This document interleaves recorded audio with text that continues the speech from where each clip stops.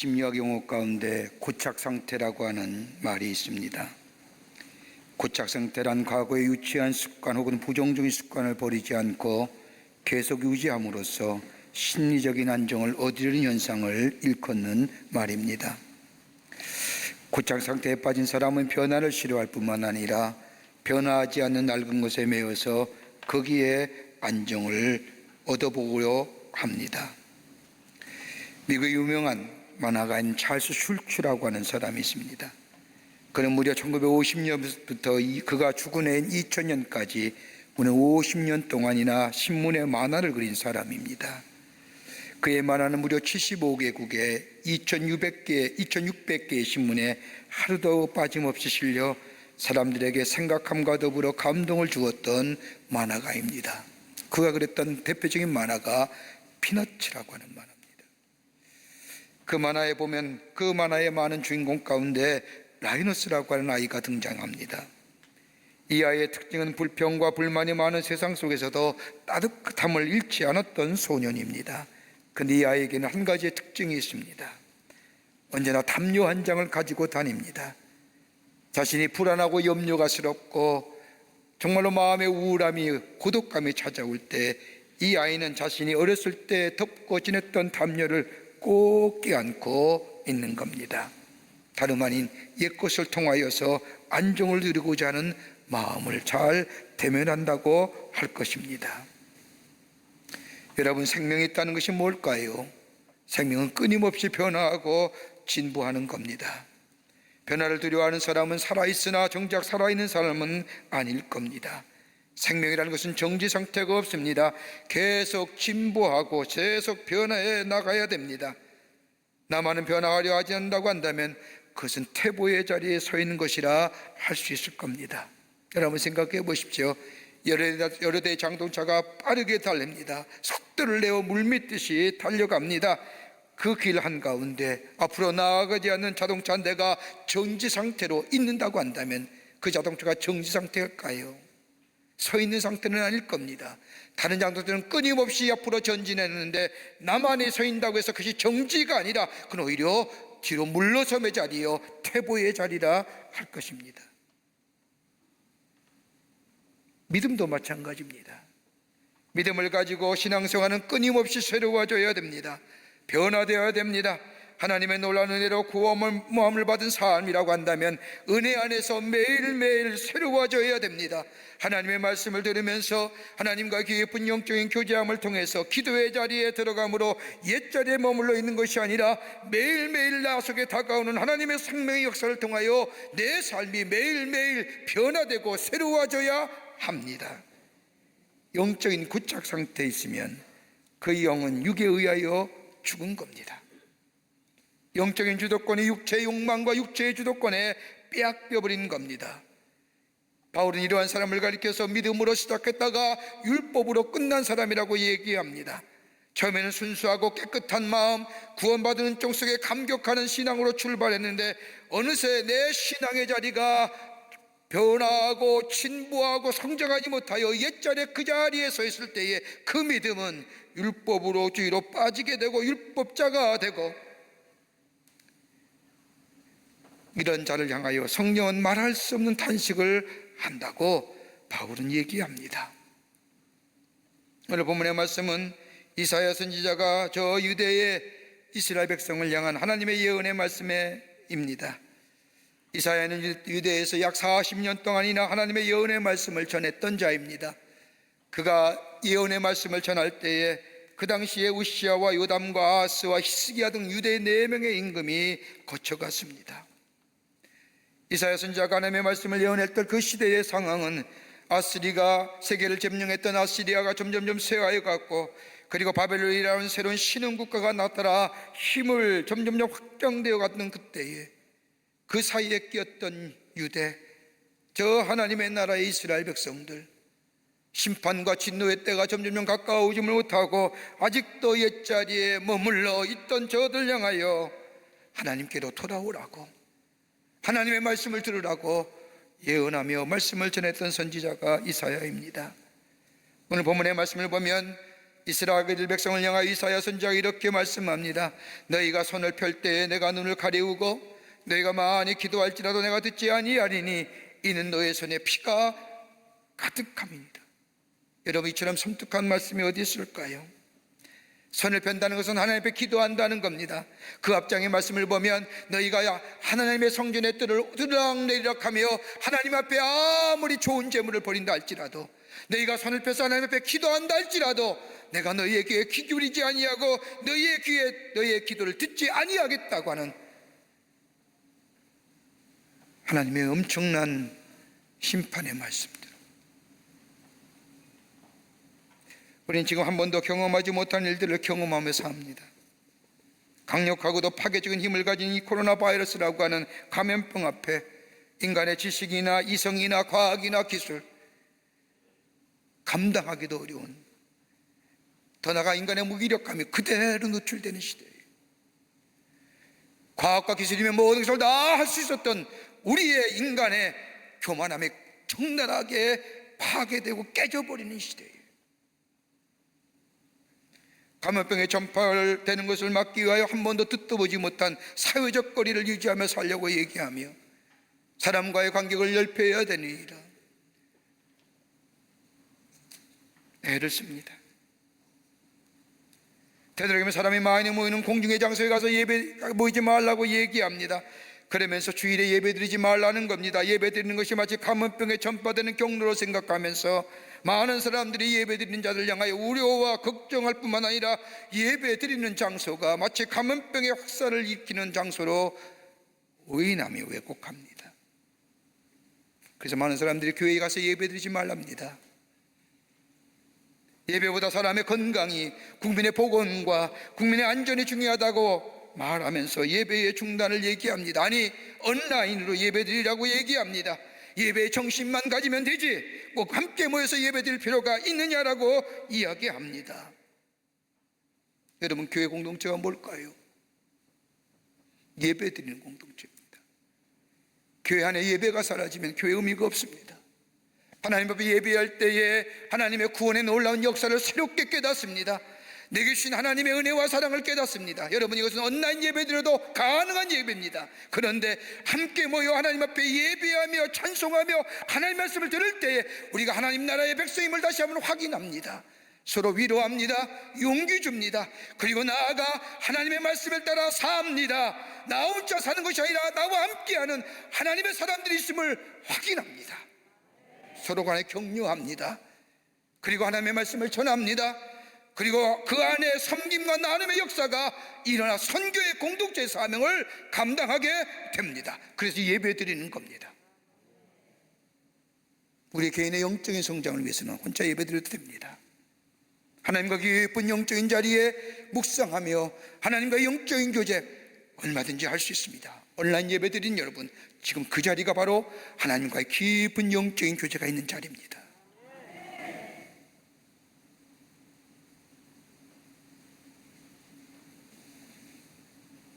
한국 기독교 선교 역사상 135년 동안 그 어떤 외부의 세력에도 취소하지 않았던 예배가 저 바이러스에서 인간이 만들어지는, 이번 지난 2주간 우리 예배 못 드렸지 않습니까? 얼마나 갈급했어요? 얼마나 사모했습니까? 얼마나 우리가 오늘 예배 드리면서 감격합니까? 온라인으로 예배 드리고 있습니다. 오시는 분만 여기 오셔서 참석하셨습니다.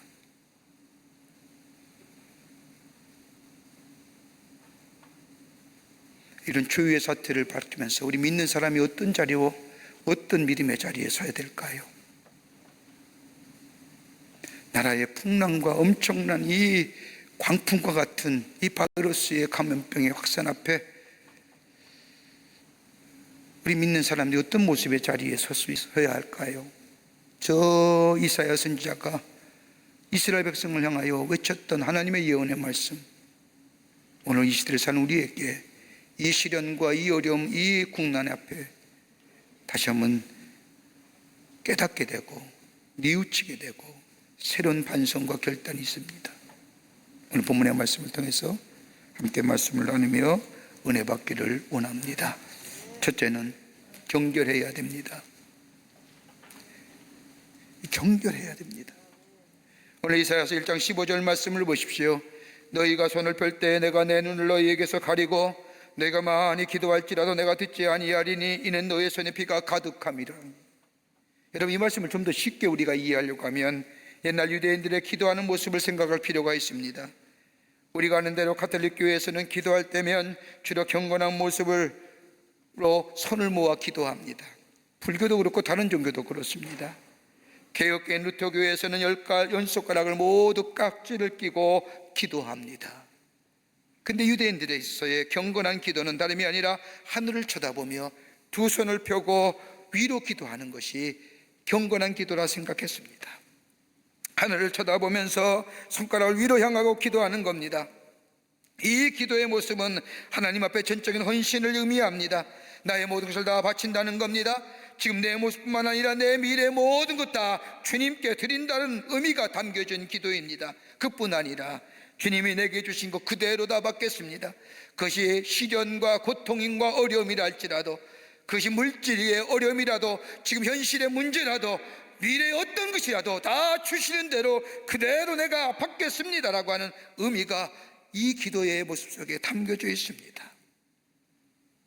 그런데 하나님은 이사야 선지자 통하 이스라엘 백성에게 하시는 말씀, 너희가 손을 펴고 하나님 앞에 기도할 때에 내가 기도 많이 한다 할지라도, 아버지요 아버지요 소리질러 기도한다 할지라도, 주여 주여라고 외친다 할지라도 내가 너희의 기도를 듣지 아니하겠고, 내가 아무리 성전의 뜰을 밟고 오고 나간다 할지라도,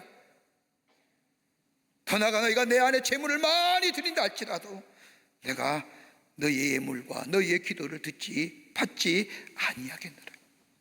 왜요? 너희 손에 피가 가득하기 때문에. 너희 손에 피가 가득한다는 게 뭘까요? 기도하는 손 가지고, 제물 드리는 손 가지고, 하나님 앞에 예배 드리는 손 가지고 다른 사람을 향하여 도둑질한 손, 다른 사람의 것을 갈취한 손, 남을 아프게 한 손, 남의 음집을 향하여 손가락질한 손, 다른 사람의 물건을 빼앗은 손, 남을 억울하게 한 손, 그 손을 하나님 앞에 내려놓기 전에는 내가 너희의 기도에 응답하지 않겠다는 거예요. 다른 사람을 억울하게 한 사람의 기도는 하나님이 들어주지 않는다는 겁니다. 돌이키지 아니하면 우리가 드리는 예물이나 기도에 하나님 귀 기울이거나 응답하지 아니하겠다는 겁니다. 여러분, 야고보서 5장 4절의 말씀을 보면, 보라 너희 밭에서 추수한 품꾼에게 주지 않사하게 소리 지르며 그 추수한 자의 우는 소리가 만군의 주의 귀에 들리니라. 하나님을 향한 믿음이 있다 할지라도 다른 사람을 향하여 아픔과 고통을 외면한 사람의 기도와 예물은 받지 아니하신다는 겁니다.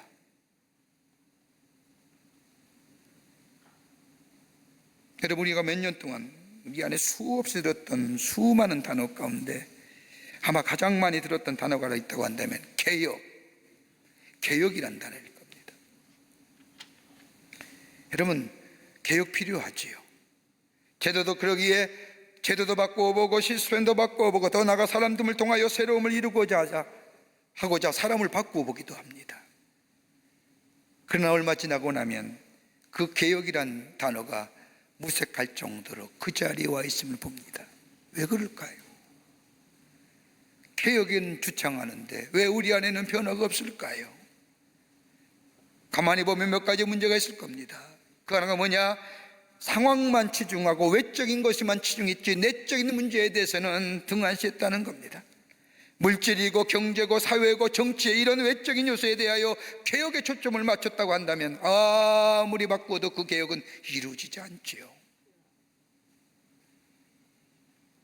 또 하나, 제도와 구조에 대한 개혁만 얘기하지 않습니까?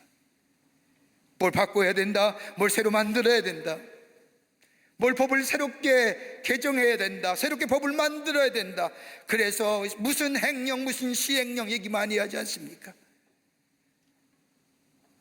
예배 드리지 말라고 결의하는, 국회에서 결의하는 나라는 이 나라밖에 없을 겁니다.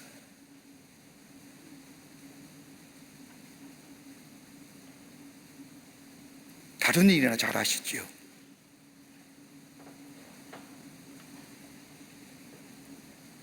또 하나 있다면 타인지향적인 겁니다. 개혁한다면 다른 사람만 얘기합니다. 다른 사람이나 다른 공동체의 변화만 요구합니다. 정작 자신이나 자신에 속한 공동체는 변화에 대해 얘기하지 않습니다. 다른 사람을 비판하라, 비판하고 바꾸어라, 깨끗해져라 얘기하면서 정장은 자신은 변화되지 못하며 깨끗해지지 못한 겁니다. 그러니까 개혁이 안 일어나는 겁니다. 또 하나 문제제기뿐입니다. 무책임하게 비판하지요. 폭로하기도 하고요. 결과에 대해서는 책임지지 않습니다. 제도와 구조의 문제가 아닙니다. 문제제기만 다수가 아닙니다. 문제는 진정한 변화와 개혁이 일어나기 위해서는 사람의 문제요, 속사람의 문제요, 내면의 문제입니다. 내 안이 새로워지지 않고는, 내가 변화되지 않고선, 내 안에 있는 잘못된 것이 새로워지지 아니하고는 그거는 진정한 변화나 새로움의 역사가 일어나지 않습니다. 얼마 전 한 기독교 단체에서 설문조사를 한 것을 발표한 거 보고 참으로 안타까운 마음을 가진 적이 있습니다. 사람들에게 질문하기를, 그것도 젊은 사람들에게 질문하기를, 만약에 남이 안 보면 불의한 일을 하겠냐? 이 질문에 조사 대상의 70%가 하겠다라고 대답했다. 충격적인 거잖아요. 왜요? 그렇게 해오는 거 봤기 때문에.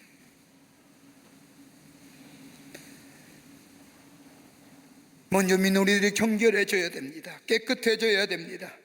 창세기 35장의 말씀을 보면 야곱이 저 세겜 땅에서 저 가진 것 가지고 잘 살아보려 했는데 그 세겜 땅에서 사랑하는 딸이 엄청난 일을 당하자 절망과 좌절 가운데 어찌할 줄 모릅니다. 하나님 앞에 엎드려 하나님 앞에 기도합니다. 하나님, 내가 어찌해야겠습니까? 이 엄청난 시련 앞에, 이 엄청난 어려움 앞에 내가 어떻게 해야겠습니까? 라고 기도할 때 하나님이 야곱에게 말씀하시지 않습니까? 베델로 올라가라. 여러분, 베델이 어떤 장소입니까? 아버지와 형을 섬기고 장자의 축복권을 가지고 내가 잘 살아버리라고 결단하고 저 축복권을 거짓말로 빼앗았는데, 그래서 형과 에서의 낯을 피하여 도망왔는데 저 하란으로 내려가는데 갈 길이 망망합니다. 장자에게 축복권은 가졌는데 내 미래가 어떻게 될지, 내 앞날이 어떻게 될지, 정말 이 축복의 약속대로 내 안에 이루어질지 불투명과 미래의 불확실성에 잠 못 이루고 저 루스의 땅에 돌베개를 베고 잘 때에 하나님이 나타나셔서 내가 너와 함께 하겠느라, 내가 너를 떠나지 않겠느라, 내가 너의 약속을 이룰 때까지 내가 너와 동행하겠다고 약속하신 그 말씀을 들을 때에 이 야곱이 그 자리에서 자기 뱉던 돌베개를 가지고 제단을 쌓고 하나님 앞에 예배했던, 그래서 베델 하나님의 집이라, 그 집에 올라가라는 겁니다. 너와 나와 맺었던 그 약속, 그때의 깨끗한 마음, 정결한 마음, 그때의 장소로 올라가라는 겁니다. 그러면서 하나님이 야곱에게 요구하십니다. 너 안에 이것들을 제거하라 얘기하시지요. 그 제거하는 것이 뭐예요? 믿음의 혼합주의예요.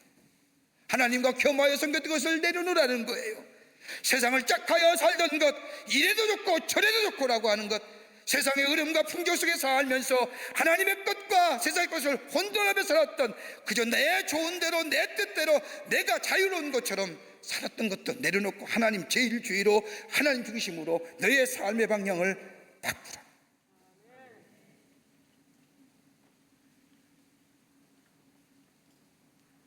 자신을 정결케 하라는 겁니다. 마음의 정결함을 얘기합니다. 육체의 정결함을 얘기한 게 아니라 마음의 정결함, 다른 말로 거룩함이 회복되어야 됩니다. 거룩함이라는 건 구별됨이지요. 하나님의 백성과 세상의 사람이 구별된 삶, 뭘 가지고? 거룩함이에요. 하나님이 내 안의 말씀과 하나님의 의로움과 하나님의 진리가 내 삶을 다스리며 지배하는 삶.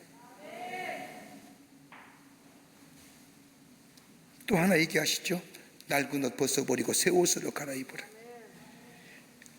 옷 갈아입는다는 것은 중심의 인도입니다. 하나님 중심으로 살아가는 겁니다. 내 삶의 중심이 아니라 하나님 중심으로 하나님을 섬기며 살려는 겁니다. 여기 어디요? 정결함이 있어요. 베델에 올라가게 돼요. 그 장소는 치유와 회복의 역사요, 약속의 성취요, 하나님의 약속을 부여잡는 소리며 하나님이 나의 하나님 되심을 고백하며 그 전능하심이 나의 손을, 나의 삶을 이끄시는 약속에 이루어지는 장소. 이게 이사야는 뭐라고 얘기해요? 손 씻으라는 거예요.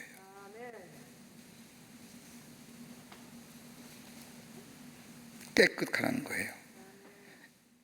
물질과 풍요로움을 가지고 자랑하지 말고 하나님이 하나님 되심을 인정할 뿐만 아니라 정결하고 깨끗한 마음 되어 다시금 시작하라는 겁니다.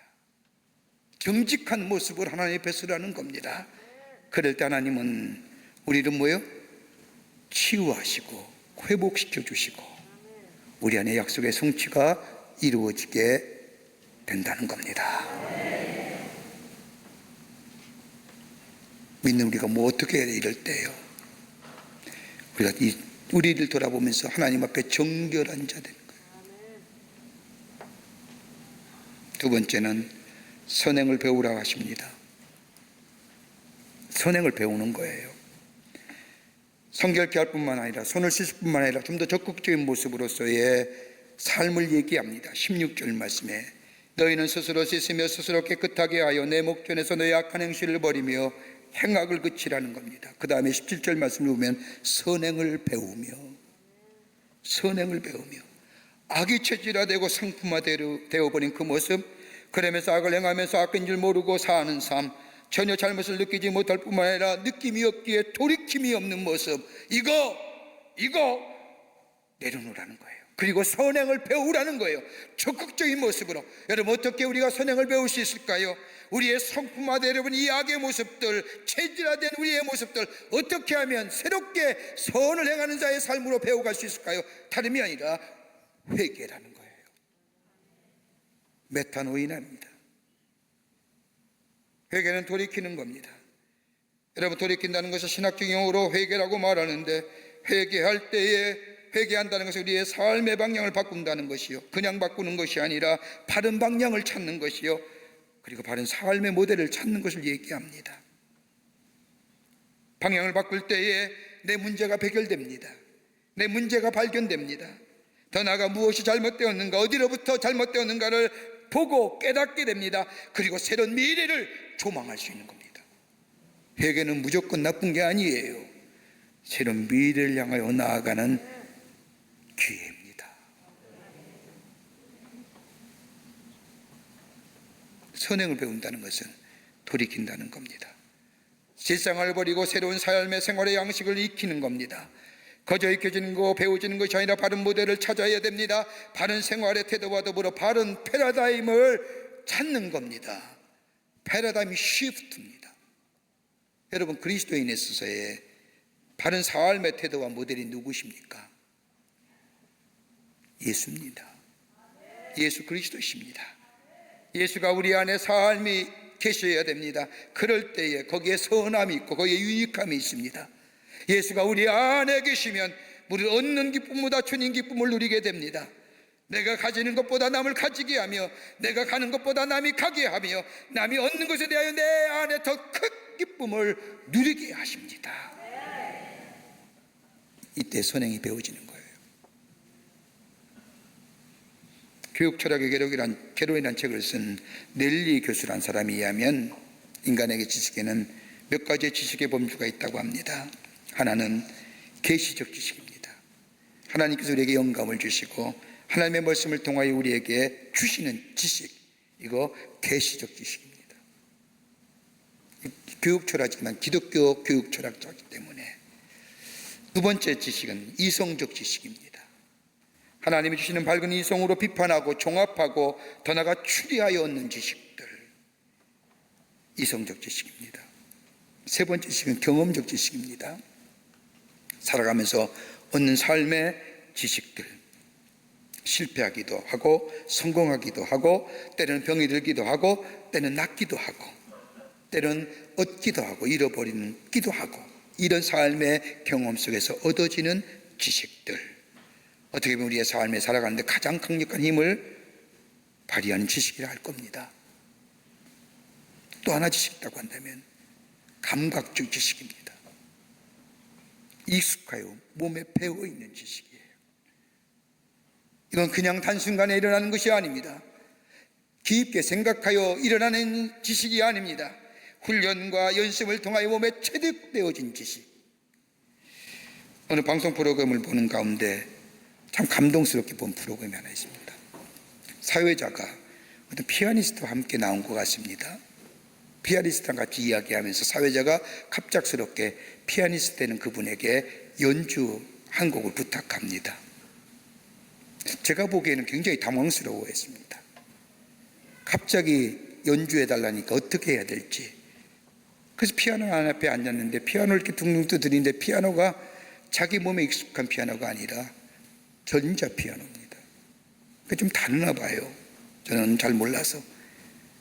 근데 전자 피아노 앞더니 앉으니 몇 번의 건반을 연습을 하고 치고 둥둥둥 하더니 곧바로 연주가 시작이 됩니다. 제가 보기에는 엄청나게 잘 치는. 와, 손 눌림이 얼마나 빠른지, 얼마나 기교가 있는지요. 그냥 나왔겠습니까? 몸에 배어있기 때문이지 않을까요? 생각하고 행동하는 일은 옛적의 일입니다. 반복하는 동안에 몸에 배어있을 때에 감각적으로 나타나게 됩니다. 선행도 마찬가지입니다. 다른 사람을 향하여 긍휼히 여기는 마음, 다른 사람의 아픔과 슬픔에 대하여 함께 아파하고 슬퍼하는 마음, 더 나아가 저들 도와주고 싶어하는 마음. 여러분, 이것은 보상을 생각하거나 이거 생각할 때 사람들이 뭐라고 생각할까, 세상의 여러분들이 무엇을 얘기할까라고 하면 그건 늦은 겁니다. 생각하는 동안의 선행은 아닙니다. 자동적으로 손길이 나가야 됩니다. 누가요? 예수가 우리 안에 계시다. 비난하고 힐난하는 거 아닙니다. 긍휼히 여기는 마음, 저를 위해 안타까워하는 마음. 왜 그까짓 것 건져가지고 이렇게 사람을 힘들게, 이런 얘기가 아니라 또 하나 지식이 있다면 권위적 지식입니다. 하나님이 말씀하셨기에 내 삶 속에 행하는 겁니다.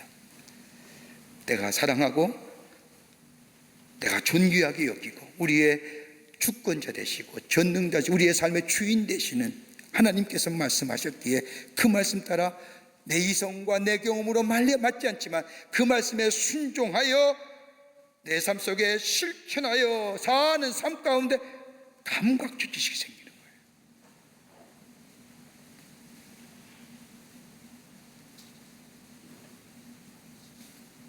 지금 참 어려운 시대에, 어려운 시기에 나라가, 우리 백성들이 처해 있습니다.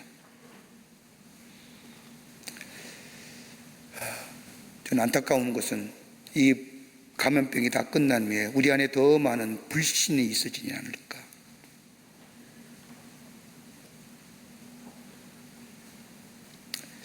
왜 저 사람 때문에, 왜 저것 때문에 이렇게 힐난하고 비난하는 것이 아니라 저들의 아픔을 생각하고 저들의 고통을 함께 느끼며, 그렇다고 신천지에 대해서 우리가 안타까워하는 게 아닙니다. 저 방역당국 앞에서 최전선에서 애쓰는 이들 함께 아파하며 함께 고통당하며 함께 슬퍼할 줄 아는, 선행을 배울 줄 아는, 거기에 오늘 이사야서는 뭐라고 얘기해요? 하나님이 치유하시고 회복하시고 약속하신 것을 이루시는 역사가, 회복해 하시는 역사가 일어나게 된다고 말씀하십니다. 우리가 좀 그러자 보자고요. 우리 믿는 사람들이.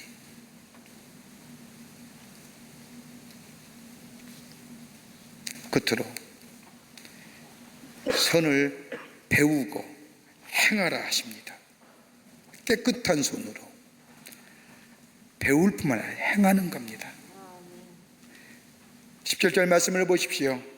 선행을 배우며 정의를 구하며 학대받는 자를 도와주며 고아를 위하며 선언하며 과부를 위하여 변호하라 하셨느니라. 여기서 말하는 학대받는 자, 고아, 과부는 다름이 아니라 소외당하고 어려운 자를 얘기합니다. 아무것도 할 수 없는 사람들, 저들 향하여 깨끗한 마음으로 손을 행하라는 겁니다. 베풀라는 겁니다. 어려움을 외면하지 말라는 겁니다. 여러분, 인간의 마음속에 있는 가장 큰 지혜가 뭘까요? 다른 사람의 것을 해치고 다른 사람의 것을 아프게 하고 해서 그게 아닐 겁니다. 내 안에 있는 욕심과 탐욕의 문제입니다. 지나친 욕심과 탐욕에 사로잡혀 있으면 여러분 가보세요. 아무것도 보지 못합니다. 욕심과 탐욕에 사로잡히면 초라해지고요, 취해지며 약해지고 이웃도 없고 아무것도 보이지 않습니다. 여기서 나오는 게 뭐예요? 이기심입니다. 이기심입니다. 나만 생각하는 겁니다. 다른 사람이 어떻든 관계없습니다. 민족이 어떻고 하나님의 뜻이 어떻고 나와는 상관이 없습니다. 오직 나만 생각합니다. 여러분, 나만 생각할 때에 그때는 내 자신 안에서의 나의 삶 속을 날 지지할지 모르지만 시간이 지나면 초라해지고 정죄하고 하나가 초라해 보입니다.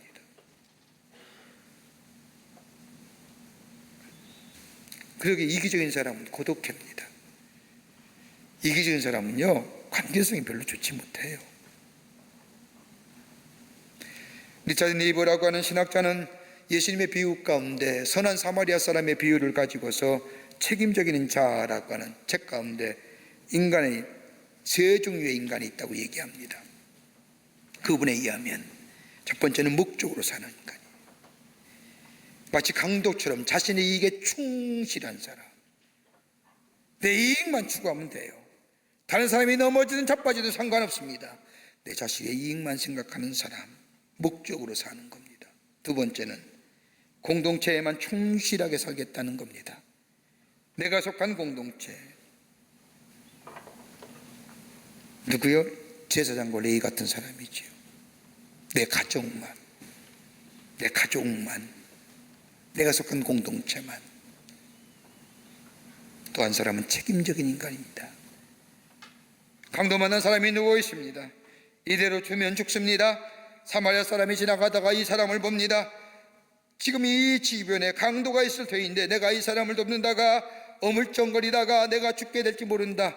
어차피 저 사람은 죽을 사람이야. 내가 돕지 않는다도 죽을 거라고 생각하면, 이건 지극히 합리적인 생각이잖아요. 그 자를 피한다고 해도 누구도 얘기할 사람이 없습니다. 그런데 사마리아 사람은 그렇게 생각하지 않죠. 내가 돕지 않으면 안 된다. 생각의 중심을 나 자신에서 이웃에게로 옮기는 거예요. 이걸 가리켜서 휴머니즘이라고 얘기합니다. 그런데 이걸 넘어서는 게 뭐예요? 신앙적 휴머니즘.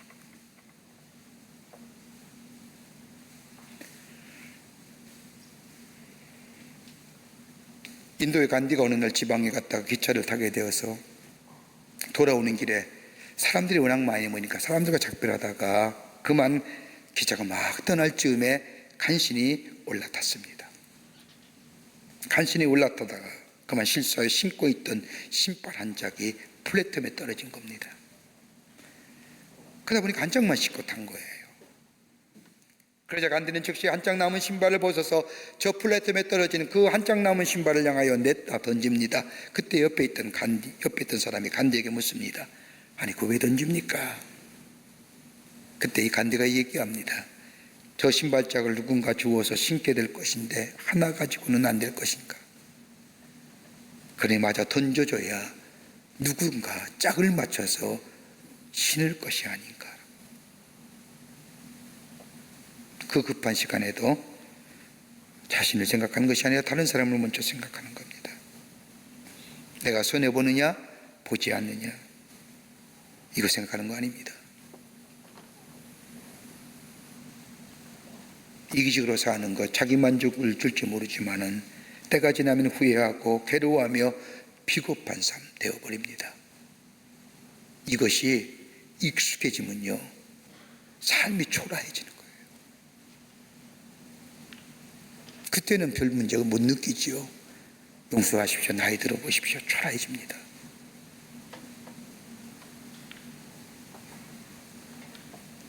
선한 일을 행할 때에 보람을 찾게 되고요, 선한 일을 행할 때 존재의 가치가 있게 되고요, 선한 일을 할 때에 자아 실현이 이루어지고, 이건 다분히 뭐예요?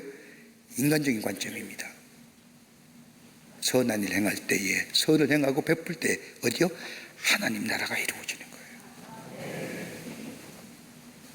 그러기에 디모데전서 2장 10절 말씀을 보면 선행으로 오직 선행으로 하기를 원하노라. 이것이 하나님을 경외한다는 자들에게 마땅한 것이니라. 선행하는 건 하나님을 섬기는 자들의 마땅한 일이라는 겁니다. 목걸이다 귀걸이다 뭐 이렇게 보석으로 단장할 것이 아니라 선행으로 단장하는 것.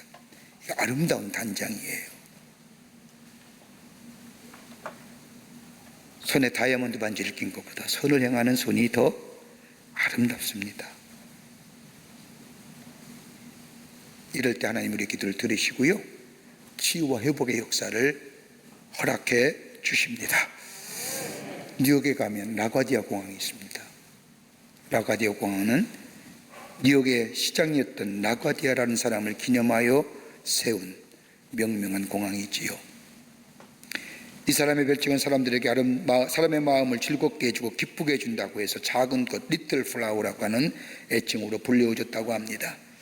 이분이 뉴욕 시장이 되기 전에 한 재판부에서 판사로 일할 때에 어떤 노인이 너무 배가 고파서 길거리에 가다가 상점에서 빵 하나를 훔쳐본 제목으로 재판을 받게 됩니다.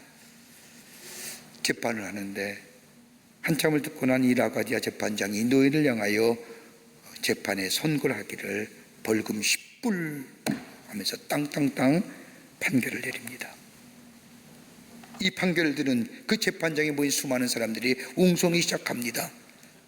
빵 하나 훔쳐준 것도 하고 어떻게 10불이라는 그 엄청난 돈을 벌금으로 매기냐. 저 노인 돈도 없는데 어떻게 그 판사가 가혹할 수가 있느냐. 이리저리 이 라과디아에 대해서 이야기할 그때에 라과디아 판사가 태연하게 선고를 하고 난 뒤에 자신의 주머니에 손을 넣고 뒤득적이더니 10불을 깨내어 더 간이 내놓고 이야기합니다. 이것은 나만 배부르게 한 죄에 대한 벌금입니다. 이 벌금은 내가 냅니다. 나만 배부르게 산 것에 대한 벌금이라는 겁니다. 많은 사람이 그 모습에 감동을 받았다는 겁니다. 말로만 도와야 되느니라, 말로만 선을 행해야 되느니라가 아니라 감각적인 행위. 어디서요? 하나님의 말씀에 순종하는 것이 우리의 삶 속에 성품화되고 삶의 실천화되고 생활화될 때에 뭐 감각적인 행위, 선을 베푸는 자의 삶. 많은 사람들이 이 어려움이 언제쯤 지나갈까에 대해서 얘기 많이 합니다. 그런데 믿는 우리들이 이 어려움 앞에 해야 할 일이 뭘까요? 우리가 더다시 우리의 자신을 돌아보며 하나님 앞에 정결한 자의 모습으로 서야 될 줄 믿습니다. 그리고 선을 행하는 겁니다. 선을 배우는 겁니다. 선을 베푸는 겁니다. 그럴 때 하나님은 우리의 삶을 통하여 이 땅을 뭐예요? 치유하시고 회복시키시고 하나님의 약속하신 약속의 성취가 우리의 이 백성과 이 민족 가운데 있어지게 될 줄 믿습니다. 이런 믿음으로 하루하루 승리하며 사시는 여러분과 저와 되시기를 주의 이름으로 축원합니다.